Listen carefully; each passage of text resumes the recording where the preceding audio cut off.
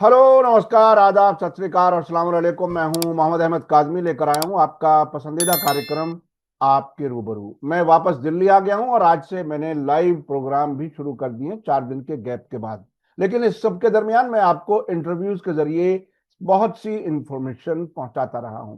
आज फिर एक बड़ी खबर के साथ जो हम आज बात कर रहे हैं जनाब फिरोज मीठी बोरवाला साहब से, जो इंडो पैलेस्टाइन सॉलिडेरिटी फोरम के फाउंडर जनरल सेक्रेटरी हैं और इस पूरी जंग के दौरान तमाम जितने इंटरनेशनल प्लेयर्स हो सकते हैं तकरीबन उनसे मुलाकातें इनकी हुई हैं मुख्तलिफ इंटरनेशनल कॉन्फ्रेंसेस में। और भारत में भी, भारत के अलावा भी बहुत जगहों पर फिलिस्तीन से मुतालिक काफी एक्टिव रहते हैं। आज जो बड़ी खबर आ रही है वो ये कि हमास और इसराइल के बीच में पहली पहली ये बहुत अहम बात है, पहली इनडायरेक्ट बातचीत हुई कल कतर में। लेकिन वो नाकाम हो गई। यानी हमास ने पूरा इशारा दिया है कि हम दबाव में आने वाले नहीं हैं। ट्रंप ने कहा था कि मुझे उम्मीद है कि इस हफ्ते कोई जंगबंदी हो जाएगी।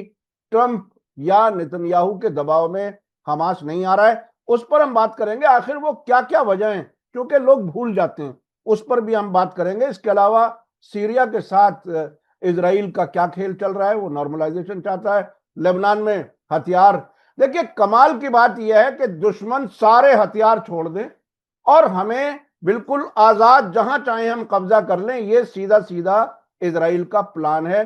ग्रेटर इसराइल हम ऐसी हालत में बना सकते हैं जबकि अपने पड़ोस में ना तो कोई ऐसी हुकूमत बचे जिसके पास पास कोई अच्छी फौज हो, ना ही कोई ऐसा ग्रुप बचे जो इसराइल के कब्जे के खिलाफ लड़ रहा हो। सबका खात्मा हो जाए और बस हम बाकी रहें। क्या कुछ है हम उस पर बात करेंगे। ब्रिक्स में क्या कुछ हो रहा है, वहां भी बहुत ही अहम फैसले लिए गए हैं। और यमन पर हमला हुआ है ताजा, यमन पर फिर से बड़ा हमला हुआ है और आज जवाबी कार्रवाई यमन की तरफ से भी शुरू हुई है। फिरोज मीठी बोरवाला साहब, वेलकम है आपका। मीडिया स्टार वर्ल्ड को आप वक्त दे देते हैं, उसके लिए बहुत बहुत शुक्रिया। आप ये बताइए कि ये पहली इनडायरेक्ट टॉक्स, मैं जब पहली इनडायरेक्ट टॉक्स कह रहा हूं तो मुझे याद आ रहा है ईरान और अमेरिका के बीच में इनडायरेक्ट टॉक्स शुरू हुई थी और शायद इनडायरेक्ट टॉक्स का सबक ईरान ने ही हमास को सिखाया है। क्या कुछ है, बातचीत कामयाब क्यों नहीं हो पा रही। बातचीत कामयाब क्यों नहीं हो पा रही? क्योंकि इसराइल को कोई सोल्यूशन चाहिए नहीं। हम्म। नेतन्याहू जानता है कि वो अगर ये जंग बंद हो जाएगी तो वो जेल में जाएगा। तो गाजा पे वॉर बना रहे हैं और उसको कोई पॉलिटिकल जीत मिले वो कोशिश कर रहा है। अभी आप परिस्थिति देखें कि एग्जैक्टली क्या क्या हो रहा है पिछले 48 आवर्स में। हम्म। नेतन्याहू अभी on the way to America है। वो वॉशिंगटन डीसी जा रहा है ट्रम्प को मिलने। हम्म। ठीक है। उसमें से वो क्या क्या निकालना चाहता है कि एक तो कोई छोटा मोटा गाजा का सीजफायर हो जाए, ये 2 महीने वाला, हम्म। जिसपे हमास ऑफ कोर्स एग्री नहीं करेगी क्योंकि हमास भी जानती है कि नेतन्याहू कोई पॉलिटिकल जीत वहां से लाना चाहता है। और ट्रम्प भी बोल रहा है कि एक आध हफ्ते के अंदर सीजफायर होगा, मगर कैसे होगा? क्योंकि दोनों के सीजफायर का अंडरस्टैंडिंग बहुत ही अलग है। ओके। दूसरी बात है कि इसी टाइम पे अभी टॉम बैरक जो स्पेशल एनवॉय टू सीरिया है, यूएस एम्बेसडर टू टर्की है, वो अभी जाके बैठे हैं लेबनान में। ठीक है। वो लेबनान में जाके बैठे हैं। प्रेशर है कि हिजबुल्ला डिसआर्मामेंट के लिए अग्री हो जाए और लेबनान पे जितने सैंक्शन हटेंगे, उसके बिना लेबनान पे सैंक्शन हटेंगे नहीं, आपकी इकोनॉमी बढ़ नहीं पाएगी। हिजबुल्ला दोषी है, हिजबुल्ला को समझाओ।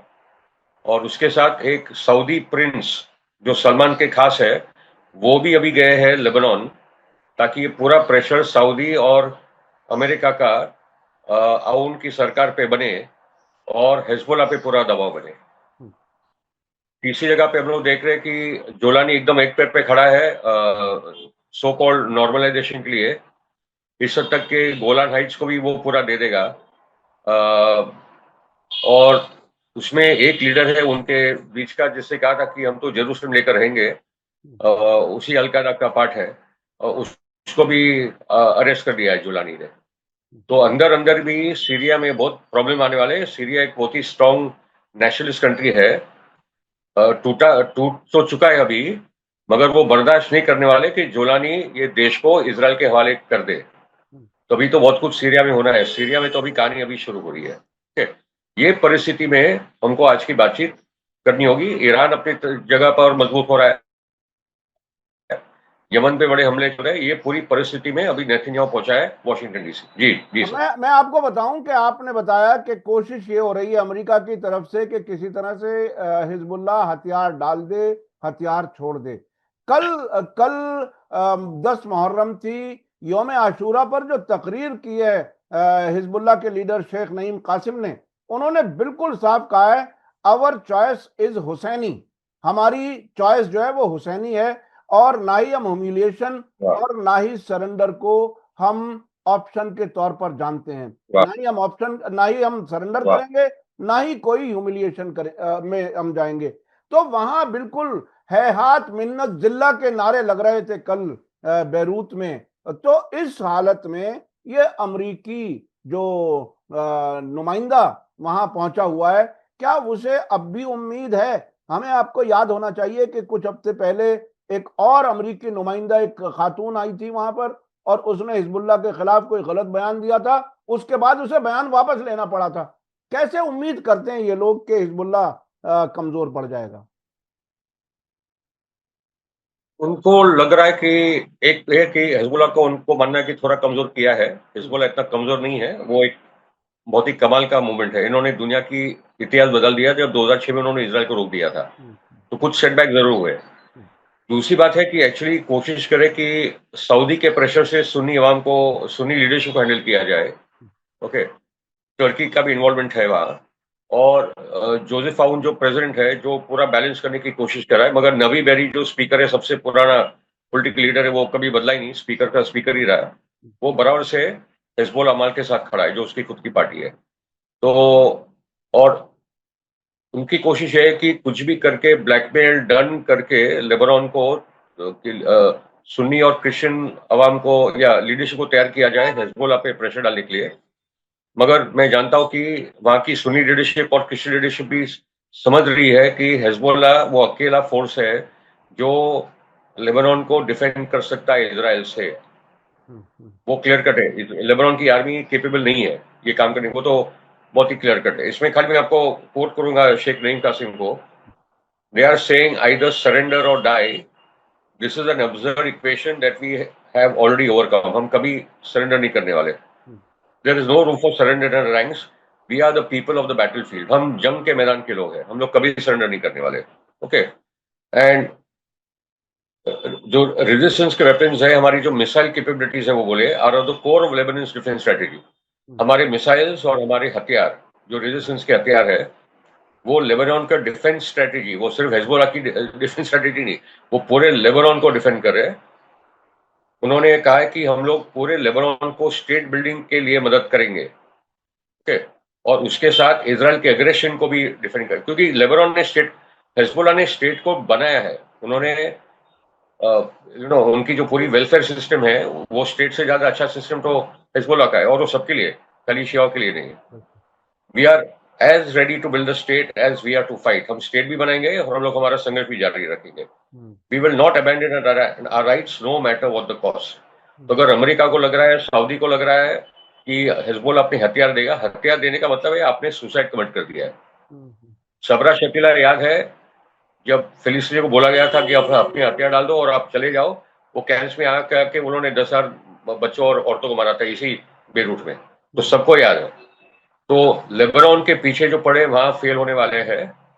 सीरिया में जो होगा उससे सीरिया में जुला नहीं जाएगा, क्योंकि ईरान जो खड़ा हुआ है, यमन जो लड़ रहा है, हिजबुल्लाह जो डटकर खड़ा है, हमास जो डटकर खड़ा है, सीरिया में उसका परिणाम आने वाला है।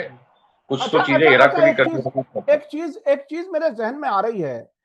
मुझे जी जैसे जैसे जैसे आप हिजबुल्लाह के लीडर का बयान बता रहे थे अभी, और जिस तरह से उन्होंने स्टेट बिल्डिंग की बात कही, क्या आपको लगता है कि वो जो 2013-14 में यमन में हुआ था, हूती अंसारुल्लाह ने कई बार गुंजाइश दी थी कि एग्रीमेंट कर लो और सुकून से हम चलें और हमें कोई हुकूमत पे कब्जे की जरूरत नहीं है, लेकिन आखिरकार जब इनके साथ कोई एग्रीमेंट ना हो सका, एग्रीमेंट हुआ भी तो नहीं माना, तो फिर उन्होंने कंट्रोल कर लिया हुकूमत पर, जो आज तक बाकी है। और 2015 से बाकायदा सऊदी अरब और उसके दोस्तों से मुसलसल लड़ रहा है। क्या लेबनान में वो ट्रांजिशन पीरियड हमें देखने को मिलेगा कि हिजबुल्लाह ही पूरी एक तरह से हुकूमत चलाए, अगर इतना ज्यादा मजबूर किया जाए? क्या लगता है आपको? बेसिकली अवाम और लीडरशिप लेबनान की, हाँ। जो सुन्नी और क्रिश्चियन लीडरशिप है, उसमें से बहुत सारे हैं जो डबल पासपोर्ट होल्डर है, जो अमेरिकन सिटीजन भी है ये कैबिनेट में। तो जब तक अवाम खड़ी नहीं होगी पूरी की पूरी, सुन्नी, शिया और क्रिश्चियन, और वो टाइम भी आएगा, आई थिंक चीजें एकदम पक रही है, अभी उबल रही है ये पूरे रीजन में। तो जो आप बोल रहे हो उसकी संभावना है, ये संभावना होगी तो लेबनान की पूरी तख्ता पलट हो जाएगी। और इसी का परिणाम सीरिया, क्योंकि सीरिया को वापस खड़ा होना बहुत जरूरी है। अच्छा अच्छा, बातचीत जरा आगे बढ़ने से पहले एक चीज और मैं थोड़ा सा कंपैरेटिव थोड़ा सा समझने की कोशिश कर रहा हूं। जिस तरह से हमने अब तक अरबों का रोल इजराइल को सपोर्टिव देखा है, जैसे कि आज भी 24 घंटे ट्रक रोल कर रहे हैं यूएई, सऊदी अरब, जॉर्डन के रास्ते इजराइल को सब कुछ पहुंच रहा है। अभी मुहर्रम का माहौल है, अभी कल 10 मुहर्रम थी, जो इमाम हुसैन की शहादत पर अफसोस करने वाले, रोने वाले थे, वो भी पूरी दुनिया में नजर आए, बहुत सी जगहों पर, तेहरान से लेकर के बगदाद, बगदाद से लेकर के बैरूत और हर जगह। क्या अब ये कहना आसान है कि यजीद को रजी अल्लाह कहने वाले लोग इजराइल के साथ खड़े हुए हैं और इमाम हुसैन को फॉलो करने वाले लोग पूरी तरह से इजराइल के खिलाफ डट के लड़ रहे हैं, और उनमें सुन्नी और शिया का फर्क नहीं है? मैं आपको बता दूं कि हमास सुन्नी है, ये तमाम फिलिस्तीनी सुन्नी है। तो अब सीधे सीधे क्या डिमार्केशन लाइन खिंच गई है कि यजीद को रजी अल्लाह कहने वाले लोग इजराइल के साथ, और इमाम हुसैन को अलैहिस्सलाम कह के उनको याद करने वाले लोग, रोने वाले लोग, वो शहादतें देने पर, और फिलिस्तीन के सुन्नी भाइयों को, मुझे ये मजबूरन कहना पड़ रहा है, उनकी आजादी के लिए कुर्बानी देने वाले, क्या ये दोनों लोग बिल्कुल अलग अलग साफ डिवाइड नजर आ रहा है? क्लियर क्लियर, आपने एकदम सही कहा कि ये सुन्नी शिया का सवाल ही नहीं है। करबला के साथ कौन खड़ा है, इमाम हुसैन के साथ कौन खड़ा है, और यजीद के कौन खड़ा है, बस इतनी सिंपल बात है। इतनी और सिंपल आपको एक बात अच्छी है, बात बताऊं, बिल्कुल बिल्कुल। इतनी इतने सिंपल बात, इतने इतनी इतनी सिंपल बात है। अब दुनिया के सभी लोगों को, न सिर्फ मुसलमान, सबको अपने आप को चेक करना चाहिए कि हम कहां खड़े हैं। हम इमाम हुसैन के उस मजलूम वाली हैसियत से और उनके साथ खड़े हैं, या यजीद के साथ खड़े हैं? अच्छा, अब मैं चलना चाहता हूं सीधे सीधे, ये जो सीरिया में अपनी मर्जी से नॉर्मलाइजेशन कर लिया सिंपल जी। शॉर्टकट थोड़ी बात बता दूं। हाँ। मेरे दोस्त है जो मुमरा में रहते हैं, उन्होंने कहा फिरोज भाई पहली बार मुमरा में, मुमरा बहुत बड़ा सेंटर एशिया का भी, जी जी ओके, जी जी। वहां, हाँ, सुन्नी और शिया, हाँ कल बहुत बड़ी आजादारी का मार्च निकला, और उसमें हाँ इमाम खामेनाई, इमाम खोमेनी के बड़े बड़े बैनर्स थे, हाँ और सुन्नी और शिया एक साथ मार्च कर रहे थे। इसलिए जो हाँ आपने बात कही, हाँ जो आपने बात कही कि इमाम हुसैन के साथ कौन है और यजीद के साथ कौन है, बस इतनी सिंपल बात है। उसमें हाँ। सुन्नी शिया वाला मामला खत्म हो गया, और फिलिस्तीन की आजादी की लड़ाई ने ये मुद्दे को और भी क्लियर कर दिया है। जी क्योंकि जी। 2010 में मैंने ये बात की थी कि गाजा आज का करबला है, बिल्कुल और बिल्कुल। करबला दिख रहा है आज का, गाजा जियादल दिख रहा जियादल नुखाला जो लीडर हैं इस्लामी जिहाद के, उन्होंने बाकायदा आयतुल्लाह खामेनाई के साथ मुलाकात में अब से 8-10 महीने पहले कहा था कि गाजा जो है वो आज की करबला है, और करबला ही ऐसा वो वाकया और इमाम हुसैन की तारीखी वो ऐसी चीज है जिस पर सुन्नी शिया मुत्तहिद हो सकते हैं और मुत्तहिद होना चाहिए।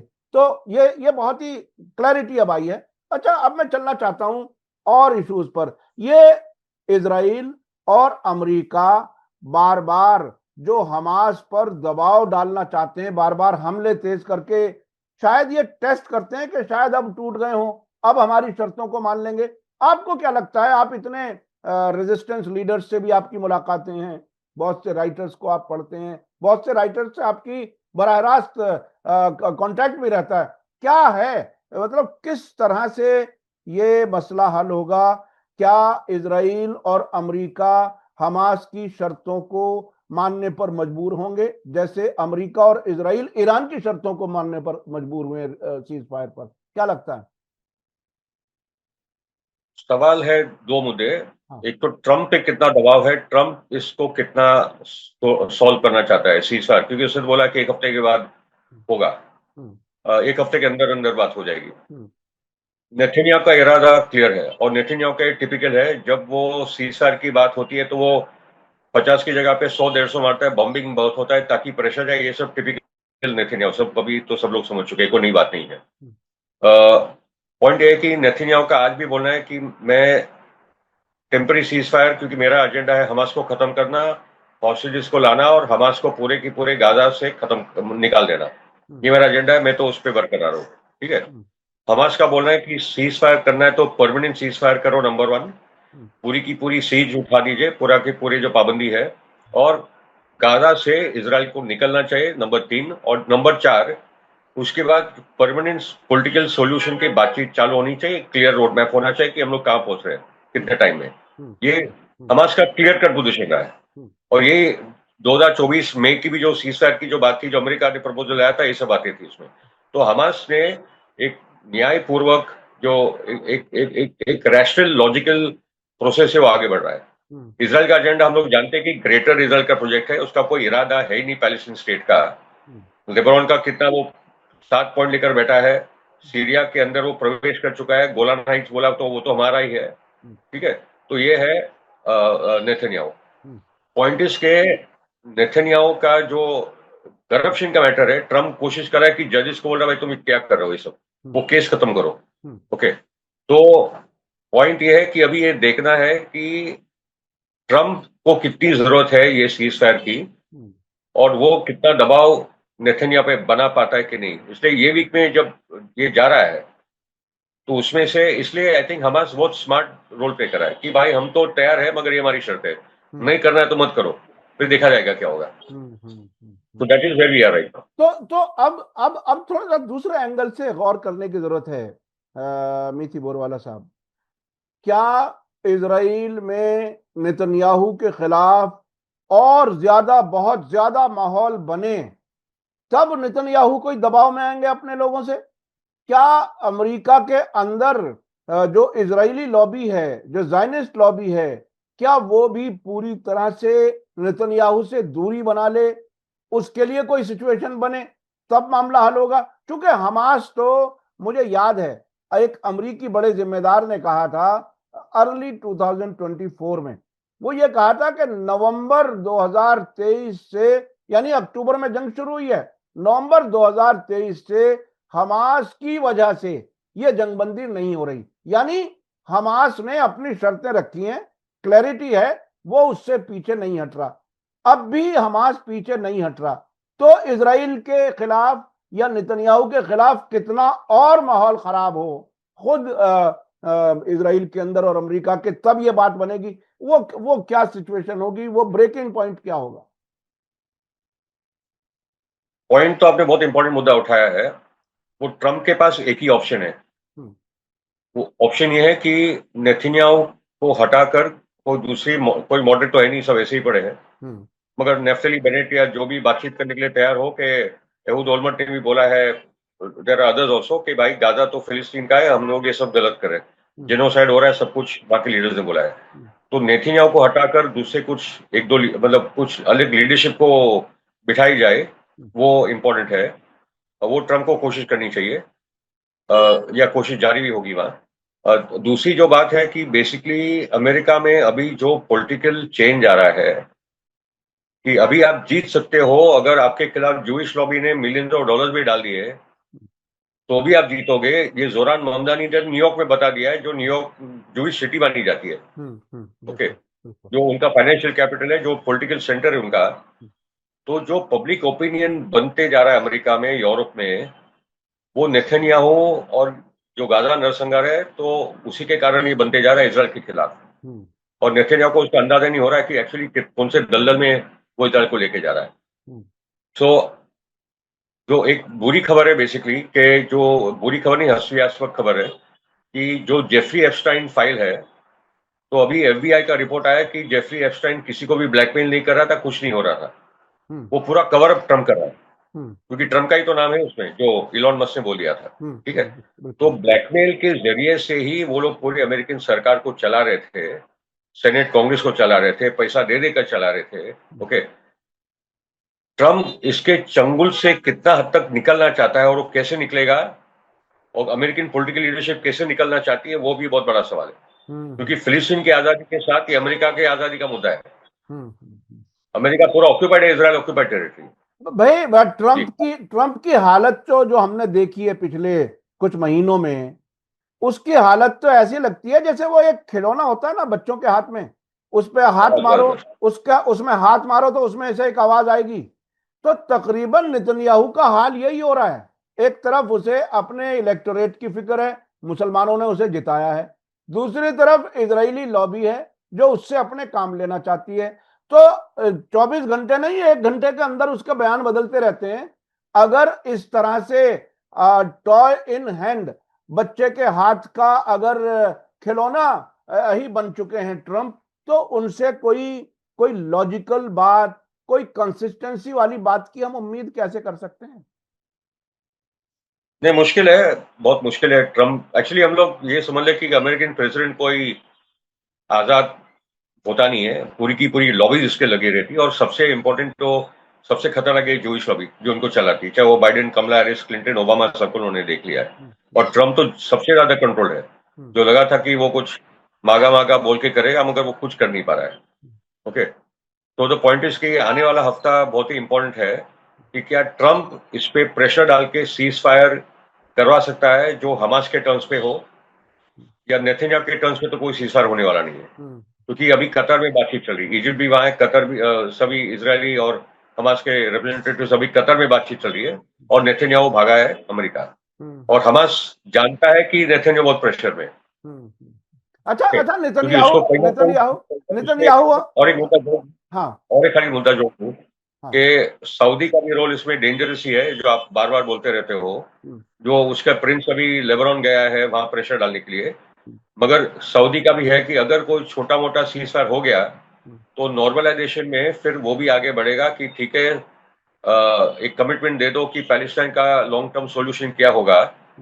तो सीरिया और सऊदी, इजराइल का टारगेट है दोनों नॉर्मलाइजेशन में आ जाए और पैलेस्टाइन और भी आइसोलेट हो जाए। मैं नहीं मानता कि नेतन्याहू ये कर पाएगा, क्योंकि ये सीज फायर के टर्म्स पे ही ये चीजें टूटने वाली है। तो ट्रम्प पे भी बहुत प्रेशर है, पूरे इब्राहिम अकॉर्ड्स को लेकर।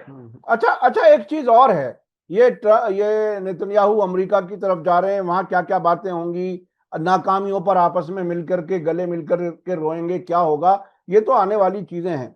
लेकिन अभी एक और इस इलाके में बड़ा डेवलपमेंट ये हो रहा है कि बहुत लोग, रूस के फॉरेन मिनिस्टर सर्जेई लावरोफ ने सऊदी फॉरेन मिनिस्टर मॉस्को में थे, उनके साथ प्रेस कॉन्फ्रेंस में कहा, आई होप कि 12 दिन की जंग खत्म हो गई इजराइल और ईरान के बीच। यानी उन्हें भी ऐसी उम्मीद है कि ईरान के खिलाफ इजराइल फिर हमला कर सकता है। और ईरान ने बहुत खुल करके कहा कि इस बार कोई रेड लाइन नहीं होगी हमारे लिए, और हम, अमेरिका भी इजराइल को नहीं बचा सकेगा, हम ऐसा जवाब देंगे। तो जहां इस लेवल की तैयारी है, अगर ये फिर से जंग छिड़ती है तो क्या कुछ लगता है आपको कैसी उम्मीद है? ये जंग तो छिड़ने वाली है, ये टेम्परेरी पॉज है, कोई सीज फायर नाम की चीज ही नहीं, कोई दस्तावेज तो साइन किया नहीं उन्होंने, ये सब वर्बली हुआ है। ओके, और मेरा तो मानना है कि और 4-5 दिन ईरान को पिटाई करनी चाहिए थी। तो ईरान को और एक ऐलान करना चाहिए था वेस्ट बैंक में कि मैं 24 घंटा दे रहा हूं, जैसे इन्होंने तेहरान को ऐलान किया कि तेहरान से लोग निकल जाए, इन्होंने तेल अवीव की बात की, वैसे ईरान को एक ऐलान करना चाहा था कि वेस्ट बैंक में जितने इलीगल सेटलर्स और सबके सब इलीगली है, सबके सब हटो, नहीं तो सभी सेटलमेंट से बमबारी होने वाली है, सब भाग जाते। ठीक है, उसके साथ ईरान को यह भी करना चाहा था कि सीज फायर सिर्फ मेरे साथ नहीं होगा, गाजा के साथ सीज फायर करो। ये सही टाइम था। I don't know why Iran कैसे चुप गया, मुझे पता नहीं। तो वो एक पार्ट ऑफ द सेटलमेंट होना चाहिए था, क्योंकि इजराइल इतना डर गया था, नेतन्याहू इतना डर गया था कि उस टाइम पे गाजा का भी सीज फायर की भी बात हो जाती। वो नहीं हुआ, मगर अभी जो नेतन्याहू भाग रहा है यहाँ वहां, वो ईरान के साथ हारा है इसलिए भाग रहा है, क्योंकि इसको कहीं ना कोई पॉलिटिकल जीत बतानी है। क्योंकि जैसे सीजफायर हुआ तो अपनी मर्दानगी बताने के लिए लेबनान पे हमला, यमन पे हमला वगैरह वगैरह कर रहा है। और मैं आपको बता रहा हूँ, जो नेतन्याहू सीरिया के साथ हाथ बढ़ाने वाला है, जोलानी बहुत ही बदनाम होगा, और जोलानी की सरकार बहुत ही कमजोर है। सीरिया में बहुत बड़ा परिवर्तन आने वाला है, और सुन्नी, शिया, अलवी, क्रिश्चियन सब मिलकर जोलानी की अल-कायदा की सरकार को उखाड़ के फेंक देंगे। और मैं वापस भी बोलना चाहूंगा, जो जो लोगों ने तालियां मारी थी बशर अल-असद को गिरने के टाइम पे, आज उनको शर्म आनी चाहिए कि सीरिया जैसे एक ताकतवर कंट्री एक्सेस ऑफ रेजिस्टेंस से बाहर हो गई है, और फिलिस्तीन का आजादी का आंदोलन उनसे वीक हुआ है। मगर वो वीकनेस यमन ने भर दी है, हिजबुल्लाह के सैक्रिफाइसेस ने लगातार भरी, और हमास और इस्लामिक जिहाद और ये जितने रेजिस्टेंस मूवमेंट्स है, उन्होंने वो त्याग दिया है, और आई थिंक उसके बदौलत वापस सीरिया भी आ जाएगा। मगर शर्म करनी चाहिए वो सभी लोगों ने जो बशर असद के जाने की खुशियां मनाई। अच्छा, आखिरी सवाल, हमारे पास वक्त कम रह गया है। इस सारी बदलती हुई जमीन पर जो हालात जियोपॉलिटिकल बदल रहे हैं, इस दरमियान सऊदी अरब के फॉरेन मिनिस्टर जाते हैं रूस, उनके दूसरे मिनिस्टर जाते हैं लेबनान। ये क्या ये खुद भी नहीं समझ पा रहे हैं कि हम इजराइल के लिए कितना काम कर पाएंगे, या ये कि कितना हम फिलिस्तीनियों को खत्म करा पाएंगे?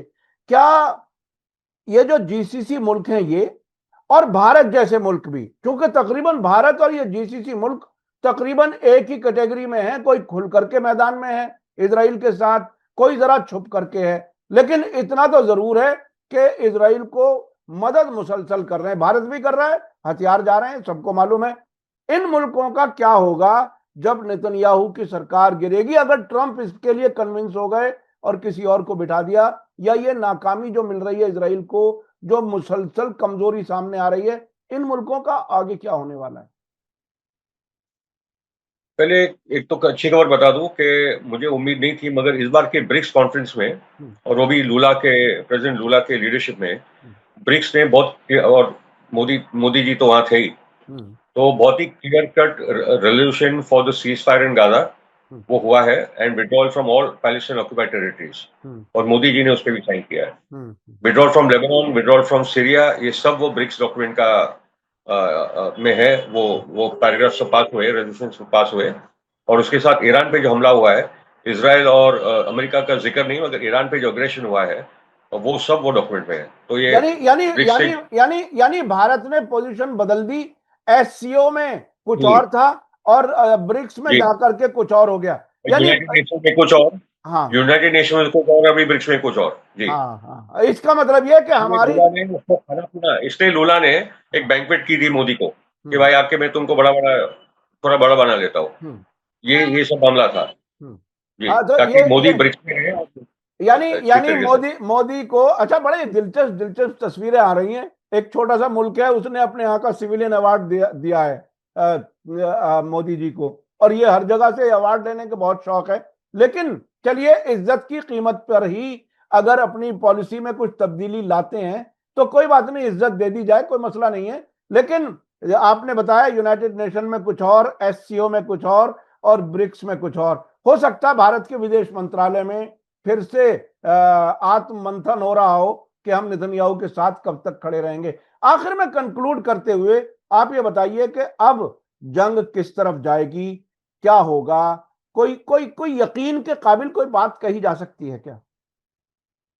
आई थिंक नेक्स्ट फेज है तैयारी ईरान और इजराइल यूएस जंग की।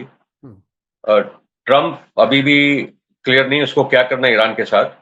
ईरान ने क्लियर कट बोला मैं आईईए से तो मैं बाहर हूं, आज भी एनपीटी में हूं। बहुत बड़ी बात ईरान बोल रहा है, और कोई देश होता तभी तो वॉकआउट कर लेता, क्योंकि पूरी दुनिया चिल्ला रही है कि आप न्यूक्लियर बॉम्ब बनाओ, मगर ईरान में वो दम है कि वो करना नहीं चाहता, नंबर वन। तो ईरान ने जो 36 चाइनीज जेट फाइटर्स का ऑर्डर दिया है, J-10C, ओके, वो बहुत इंपॉर्टेंट है, क्योंकि इसराइल के पास एक ही एडवांटेज है एरियल कॉम्बैट का, वो भी खत्म हो जाएगा। उसके बाद इसराइल लगभग नॉन एंटिटी, मतलब एक आर्मी करके तो एकदम वीक है, क्योंकि उसकी जो आईडीएफ है, वो जो बॉब व्हीलर ने बोल दिया डेथ टू द आईडीएफ, वो तो आज दुनिया का एक नारा बन गया है।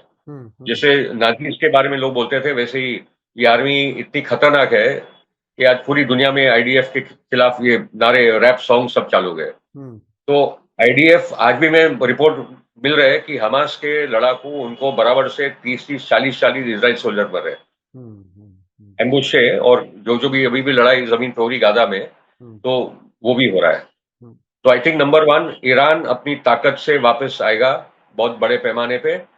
अभी तो बहुत ताकतवर है, उससे ज्यादा ताकत से लेकर आएगा, और जिसने कहा कि अगली बार जंग रुकेगी नहीं, इजराइल का खात्मा होगा।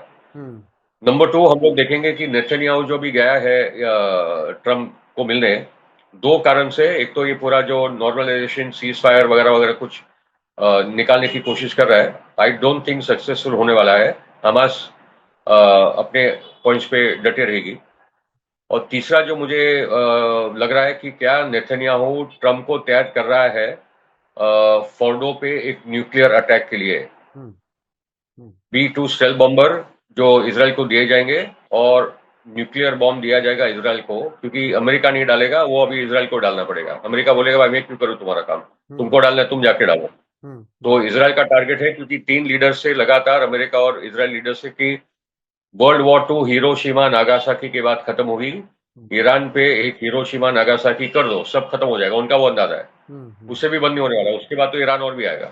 क्योंकि खाली लोगों को बता दो कि फोर्डो में अभी कोई लोग है नहीं, वहां बॉम्ब भी डाला जाएगा को दिखाने के लिए कि हम लोगों ने न्यूक्लियर प्रोग्राम को खत्म कर दिया। ठीक है, बात अलग होती कि अगर तेहरान पे न्यूक्लियर बॉम्ब डालेंगे, उसके लिए भी लोग केपेबल है, लोग कुछ भी कर सकते हैं। मगर अभी चीजें उस दिशा में जा रही है, न्यूक्लियर वर्ल्ड वॉर की तरफ बातें जाने वाली है। तो इसलिए एक एंटी वॉर मूवमेंट बनाना, ईरान के और फिलिस्तीनी आंदोलन के, आजादी के आंदोलन के पक्ष में खड़ा हुआ ना, हमारे देश में ये सब बातें करनी। और भी इसलिए इस बार लोग सड़कों पे आए, ये पूरे 10 फोरम के दौरान लोगों ने फिलिस्तीन के झंडे, ईरान के झंडे, इमाम खोमेनी, खामेनाई, कश्मीर भी देखा। और हमारे लोग अभी इंडिया में भी समझ रहे ईरान का रोल, हिजबुल्लाह का रोल, हमास का रोल। बहुत सारे हिंदू अभी इसके पक्ष में लिख रहे हैं। तो इंडिया में भी वातावरण बदल रहा है, और मोदी जी को ब्रिक्स में साइन करना पड़ा, ये बहुत बड़ी बात हो गई। यानी भारत में बड़ी तब्दीली आ रही है। अगर तुम साइन करो, नहीं तो ब्रिक्स से बाहर हो जाओ, ये मामला तक आ गया था। सीधी की सीधी बात है, तुमको कहाँ खड़ा होना भी तय कर लोगे, बहुत हो गया तुम्हारा ड्रामा। यानी अब भारत बदल रही है। नेतन्याहू वीक पोजीशन से ऑपरेट कर रहा है, लोगों को लग रहा है कि बहुत बॉम्बिंग कर रहा है, मगर नेतन्याहू जो बार बार अमेरिका भाग रहा है, क्योंकि वो बहुत ही वीक पोजीशन में आ चुका है, उसको समझ में नहीं आ रहा अभी और क्या करे आगे। हिजबुल्लाह हिलेगा नहीं।